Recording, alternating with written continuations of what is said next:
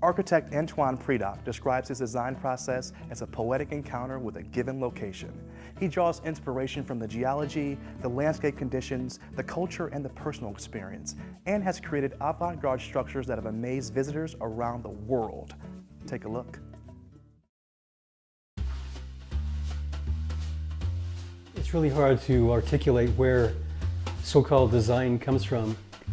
I mean, architecture is an art. It's a poetic encounter every time out with client, with site, cultural power. You never know. It's always a kind of a roll of the dice in terms of what's going to happen.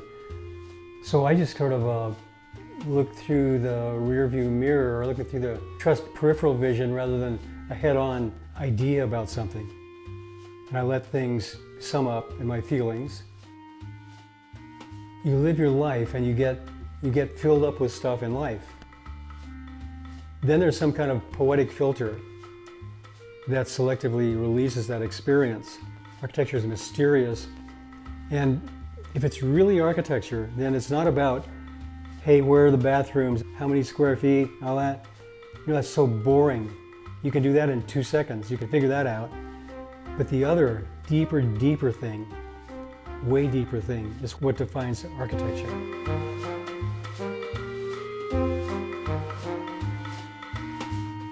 It's the first national museum out of Ottawa. It's the Canadian Museum for Human Rights.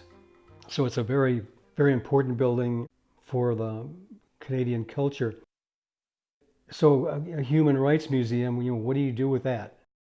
But I thought of roots engaging the earth, like the building clutches the earth. So these pieces that come out are, I call them roots. So they establish a connection to the earth, the power of this place, the forks, where the Red River meets the Assiniboine River, a place of rendezvous for everyone from the earliest First Nations peoples, where there was great dispute resolution here without turning to violence on the very site of the building. So it's got this anchorage in human rights endeavor. So then the building aspires to the sky, to hope and optimism and acknowledgement of the struggles.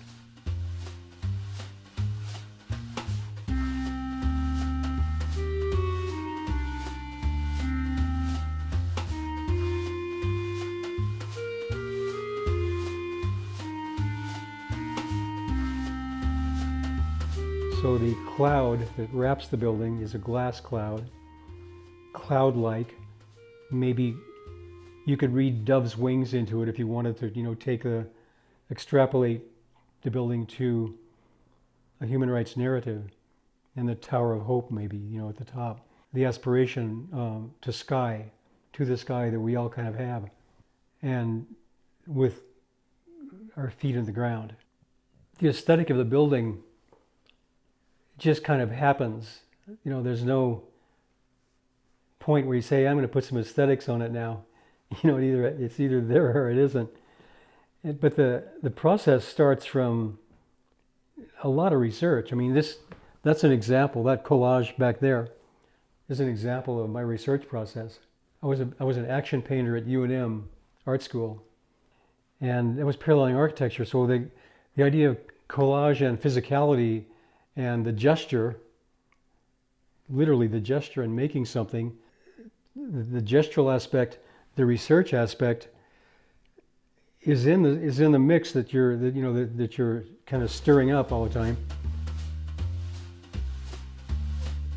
When I travel all around to do projects all around this country or internationally, the question arises, well, how do you tune into these different places, and how do you empathize and do the things I've been talking about when you're kind of coming out of nowhere? New Mexico is the place to start, because I've been working here for, I don't know, 50 years or more. I've lost count. And it's just so much in my system. You know, the awareness of wind direction, of sun, the importance of cultural diversity.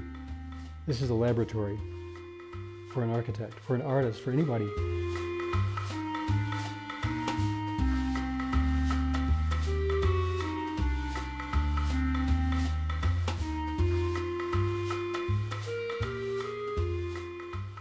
I did the American Heritage Center and Art Museum in Laramie, Wyoming, and the lessons I've been talking about applied there, you know, how you look at the place.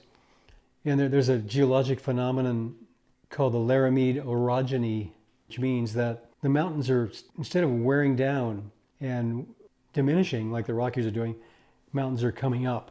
There's some kind of upheaval that went on. So I thought, well, let's make a mountain. Let's think about making a new mountain for that horizon. At its base, think of the notion of rendezvous, crossroads. So there's some encampment, or maybe a village at its base. So there's this big mountainous form, and at its base, a fragmented art museum. So that's kind of the big idea, but for working from within, so the mountain notion had to work at the same time with programmatic investigation into what they were presenting there and storing there. You know, when you talk about place, it's kind of slippery. What defines place? I mean, what is it? In the information age, it's so easy to even out cultural sensibility, to even out how things look.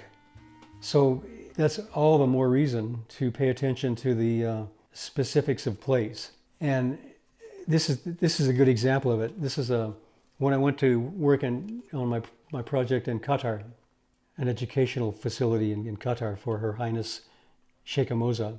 And she really controls the kind of the cultural message.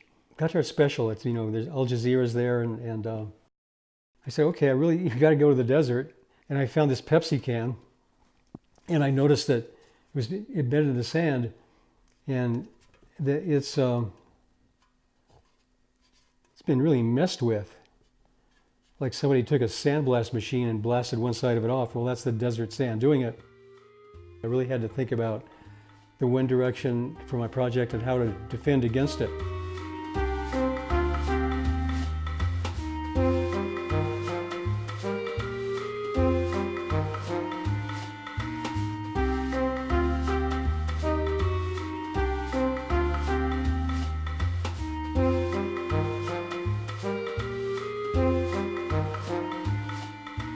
Architecture, with a capital A, is a poetic encounter with a client, with a site, with a place, with a people, a collective people. So what's the role of an architect? What's the mission supposed to be? I think as with anyone, any individual in any endeavor, is to have your inner content, your deepest inner content, made visible. So then when you do what you make your work, if you happen to be an architect, and you let that be a kind of guide, you trust that inner place, and you have to find that inner place. I mean, that's up to, you know, how do you figure that out? I don't know. Everybody's got their own way of doing it. So then the role then is to be true to that. The role of an architect, be true to that. And see what happens, you know, in your work. I don't think there's some master vision, oh, I'm going to do buildings that are going to change society or any of that. Architects have done that too often and really screwed things up drastically by thinking they're masters of the universe and they're going to shape society and all that stuff. The problem in architecture is what you put out there, that's not going away, you know. It's not like a poem that's sort of in the air, in a book or in the air. It's out there to mess with people. So some other impulse in that building should last, almost superseding its physicality. I think that a great piece of work, a building, a poem, a novel, music, a green enchilada, is a gift to mankind if it's coming from a special place. To find out more about Antoine Predock and all the artists featured here today, visit the Detroit Performs website.